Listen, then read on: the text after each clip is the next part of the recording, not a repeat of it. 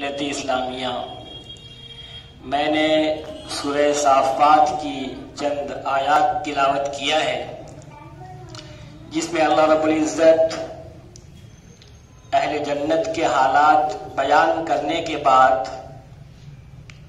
جنت والوں کا آپس میں جو باتیں ہو رہی ہیں اس کا تذکرہ ہے۔ فَأَقْبَلَ بَعْضُهُمْ عَلَى بَعْضٍ يَتَسَاءَلُونَ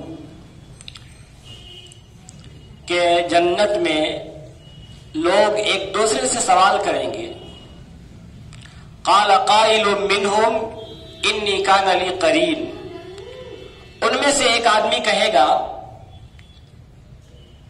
کہ میرا ایک دوست تھا، یقول اِنَّكَ لَمِنَ الْمُصَدِّقِينَ، وہ یہ کہتا تھا کہ کیا تم بھی تصدیق کرتے ہو، یعنی تم بھی اس بات کو مانتے ہو کہ مرنے کے بعد حساب و کتاب ہوگا، تمہارا مرنے کے بعد کہ جو زندگی ہے اس پہ ایمان ہے۔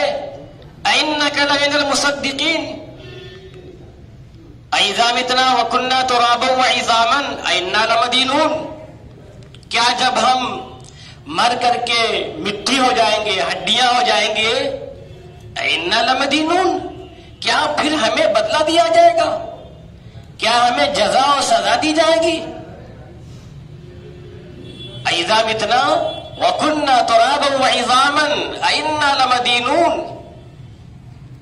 کیا جب ہم مر جائیں گے، مرنے کے بعد مٹی ہو جائیں گے، ہڈیاں ہو جائیں گے، تو ہمیں بدلہ دیا جائے گا؟ قال هل انتم مطلعون، وہ کہے گا کہ چلو دیکھتے ہیں وہ آدمی ہے کہاں جو مجھ سے یہ کہتا تھا کہ کیا مرنے کے بعد بھی کوئی زندگی ہے، چلو ذرا دیکھتے ہیں۔ یعنی جنت کا ایک ساتھی اپنے دوستوں سے کہہ رہا ہے، اپنے ایک دوست کے بارے میں جو دنیا میں اس سے کہا کرتا تھا کہ کیا تم بھی مرنے کے بعد کی زندگی پہ ایمان رکھتے ہو، تو وہ کہے گا کہ چلو چل کے دیکھا جائے۔ هل انتم مطلعون، کیا تم بھی دیکھنا چاہتے ہو کہ وہ آدمی کہاں ہے؟ فاطلع فرآہ فی سواء الجحیم، تو وہ جائے گا اور جا کے جہنم میں جھانک کے دیکھے گا تو اس کو بالکل جہنم کے بیچوں بیچ دیکھے گا۔ فرآہ فی سواء الجحیم، بالکل جہنم کے بیچوں بیچ دیکھے گا اور پڑا ہوا ہے۔ قال تاللہ ان کدت لتردین، وہ جنتی کہے گا خدا کی قسم قریب تھا کہ اس نے تو مجھے ہلاک کر دیا ہوتا، قریب تھا کہ تو مجھے ہلاک کر دیتا، یعنی اگر میں تمہاری دوستی کے چکر میں پڑ جاتا اور میں تیری بات پہ یقین کر لیتا اور مرنے کی بات کی زندگی پہ یقین نہ کرتا تو مجھے قریب تھا کہ یہ آدمی ہلاک کر دیتا، میں تو برباد ہو جاتا۔ پھر آگے خود ہی کہہ رہا ہے وَلَوْلَا نِعْمَةُ رَبِّي لَكُنْتُ مِنَ الْمُحْضَرِينَ، کہ اگر میرے رب کا مجھ پر احسان نہ ہوتا، یعنی اللہ اگر مجھ پر ایمان اور اسلام کی دولت مجھ پہ نازل نہ فرماتا، اگر اللہ ہمیں اسلام سے سرفراز نہ فرماتا تو ہم بھی جہنمی ہو جاتے۔ وَلَوْلَا نِعْمَةُ رَبِّي لَكُنْتُ مِنَ الْمُحْضَرِينَ، اگر رب کا احسان نہ ہوتا، رب کی نعمت نہ ہوتی تو ہم بھی جہنم میں جمع کیے جاتے۔ تو اللہ نے ان دونوں دوستوں کا تذکرہ کیا، ایک جنت والا ایک جہنم والا۔ انسان اللہ نے ہمیں ایمان عطا فرمایا ہے، یہ ایمان بہت بیش قیمت ہے، بہت قیمتی ایمان ہے۔ یہ اس ایمان کی حفاظت کرنا ضروری ہے۔ حضرت امام بخاری نے فرمایا کہ الایمان یزید و ینقص، ایمان گھٹتا بھی بڑھتا بھی ہے۔ جب ایمان پہ محنت کی جائے گی، ایمان کو بنایا جائے گا تو ایمان مضبوط ہوگا، جب محنت نہیں کی جائے گی تو ایمان کمزور ہو جائے گا۔ اور انسان کے ساتھ تو شیطان لگا ہوا ہے، پھر انسان کے ساتھ اس کا نفس بھی ہے۔ انسان چاہے جتنا اچھا ہو جائے، انسان کبھی بھی اطمینان نہ کرے کہ اس کا نفس کمزور پڑا ہوا ہے۔ نفس کی مثال آپ ایسے سمجھیں کہ جیسے بیٹری ہے، آپ ایمان کو مضبوط کیے ہوئے تو اس کی بیٹری ڈسچارج ہے، لیکن جیسے ہی اس کو حرام ملے گا نئے نفس کو جیسے ہی حرام چیزوں کا موقع ملے گا ترنت اس کی بیٹری فل چارج ہو جائے گی، پھر وہ غلط چیزوں میں انسان کو ملوث کر دے گا۔ اس لیے ہمیں اپنے نفس کو کمزور کرنا ہے اور شیطان سے اپنے آپ کو بچانا ہے، اپنے ایمان کو مضبوط بنانا ہے، کیونکہ شیطان کی سب سے بڑی کوشش یہ ہوتی ہے کہ انسان کا ایمان پہ خاتمہ نہ ہو۔ ایک انسان دنیا سے جائے تو کفر کر کے جائے، اپنے رب کا انکار کر کے جائے۔ اس دنیا میں ہم آئے ہوئے ہیں اللہ کے لیے، اللہ کی عبادت کے لیے۔ اللہ نے سورہ دہر میں فرمایا هل اتى على الانسان حين من الدهر لم يكن شيئا مذكورا، کہ انسان پہ یقیناً وہ وقت بھی گزرا ہے جب انسان کچھ نہیں تھا، لم یکن شیئا مذکورا، انسان کوئی قابل ذکر چیز تھا ہی نہیں۔ انسان ایک ناپاک قطرے سے پیدا ہوا، کیا اس کی حیثیت تھی؟ کیا حیثیت تھی؟ نہ جسم تھا، نہ چہرہ تھا، نہ آنکھیں تھی، نہ کچھ تھا۔ تو رب نے فرمایا هل اتى على الانسان حين من الدهر لم يكن شيئا مذکورا، کہ انسان پہ ایک دور گزرا ہے، لم یکن شیئا مذکورا، کہ وہ کوئی قابل ذکر چیز تھا ہی نہیں۔ یعنی ہر آدمی اپنے بارے میں غور کرے کہ اس وقت سے، اس دور سے ہر شخص گزرا ہے۔ پھر گھمنڈ کس چیز کا، پھر یہ تکبر کس چیز کا، یہ بڑائی کس چیز کی، یہ کبر کس چیز کا؟ بڑائی تو اللہ کے لیے ہے، کبریائی تو اللہ کے لیے ہے۔ اگر بڑائی کسی کی شان کی ہے تو رب کی ہے، ہماری کیا بڑائی ہے؟ تو انسان تو ایک ناپاک قطرے سے پیدا ہوا اور انسان اپنے آپ کو نہ جانے کیا سمجھنے لگا۔ اور رب نے سورہ یاسین میں فرمایا اولم یر الانسان انا خلقناہ من نطفہ، کیا انسان نے غور نہیں کیا کہ ہم نے اسے پیدا کیا نطفے سے؟ مجھے تو تعجب ہوتا ہے محمود غزنوی کے غلام ایاز پہ۔ ایاز کے ایک واقعے نے مجھے بہت کچھ سوچنے میں مجبور کیا ہے۔ ابھی 2-3 دن پہلے میں پڑھ رہا تھا تو مجھے بہت کچھ سوچنے پہ مجبور کیا کہ ایاز اتنے بڑے پوسٹ پہ ہونے کے باوجود اپنے ماضی کو نہ بھولا، اپنے پاسٹ کو نہ بھولا، وہ اپنے پرانے دور کو نہیں بھولا، اور ہمیشہ اپنے آپ کو اپنے رب کے سامنے وہ کمزور سمجھتا تھا کہ بڑائی تو اللہ کی ہے، ہم کچھ نہیں ہے۔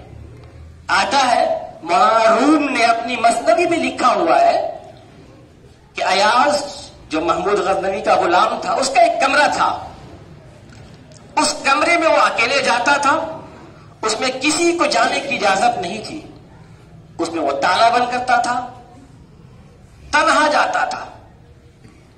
جو بادشاہ کے وزراء تھے، جو اراکین سلطنت تھے، وہ دیکھتے تھے کہ ایاز کا مرتبہ تو محمود غزنوی کی نگاہ میں بہت زیادہ ہے، مقبول بارگاہ ہے وہ، آخر ایاز اس کمرے میں کیوں جاتا ہے؟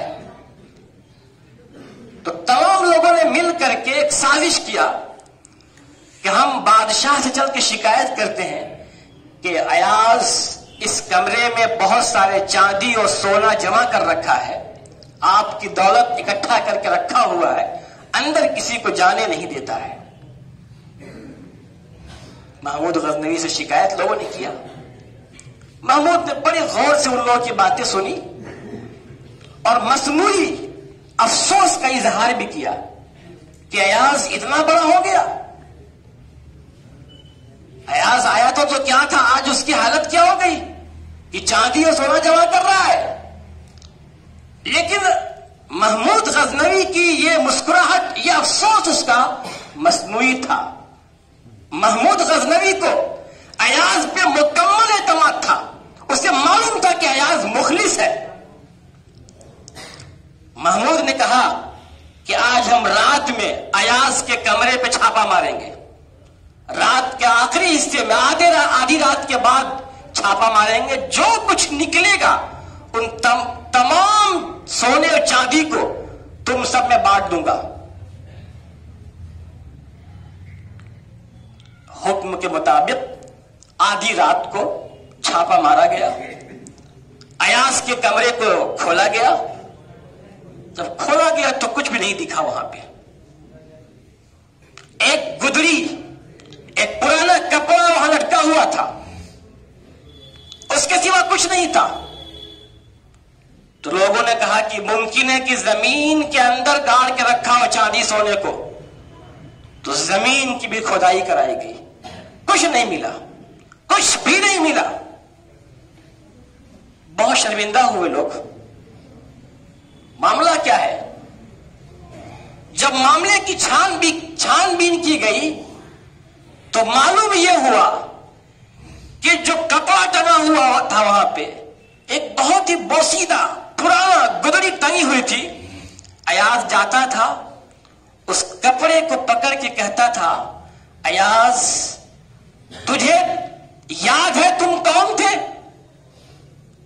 तू एक गरीब आदमी का लड़का था और यही तुम्हारा कपड़ा हुआ करता था, जो कपड़ा फटा पुराना बोसीदा है, जिसे आज तुम छुपा के रखे हुए हो। इसे पहनना तो दूर, तुम किसी को बताना भी नहीं चाहते हो कि अयाज किसी जमाने में इस कपड़े को पहना करता था। अयाज तुम्हारी कोई हकीकत नहीं है। आज अगर तुम मकबूल बारगाह महमूद गज़नवी हो तो इसमें तुम्हारा कोई कमाल नहीं है, ये कमाल अल्लाह रब्बुल आलमीन का है। इसलिए अयाज अपने आप को तुम कभी घमंड में मत डालना, कभी तुम तकब्बुर मत करना। रब की किबरियाई है, तुम्हारे अंदर कुछ भी नहीं है। और यह कह करके हमेशा अयाज अपने आप को अल्लाह के सामने झुकाया रहता था, तवाज़ु इख्तियार करता था कि इंसान कुछ नहीं है, जो कुछ भी दिया हुआ रब्बुल आलमीन का है। तो अयाज बारहा वहां जाता था, उस कमरे को खोलता था और खोल करके यही कहता था कि अल्लाह अयाज कुछ नहीं था, आज जो कुछ भी है ये सब कुछ आपका दिया हुआ है, मेरा कुछ नहीं है। तो इस वाक़े ने बहुत कुछ सोचने में मजबूर किया कि इंसान को चाहिए कि अल्लाह के सामने अपने आप को झुकाए। अगर आज हम पैसे वाले हो गए, मालदार हो गए, बहुत ज्यादा बड़े ओहदे में पहुंच गए, तो ऐसा ना हो कि हम अपने अंदर घमंड पैदा कर ले, तकब्बुर पैदा कर ले। तकब्बुर पैदा करेंगे शैतान खुश हो जाएगा, रब नाराज हो जाएगा। जैसे ही घमंड आएगा शैतान खुश, नफ्स खुश, रब नाराज। और अगर कोई तारीफ करता है तब भी नफ्स खुश होता है, नफ्स फूल जाता है। मैंने कहा ना कि नफ्स की बैटरी जो है वो चार्ज हो जाती है। हराम चीजें मिलती हैं, नफ्स की बैटरी चार्ज हो जाती है। इसलिए हमें कभी भी अपने आप को घमंड नहीं करना है और रब की बारगाह में अपने आप को झुकाना है। अल्लाह ताला हम सबको सही बातों पर अमल करने की तौफीक अता फरमाए। व आखिर दावाना अनिल हम्दुलिल्लाह।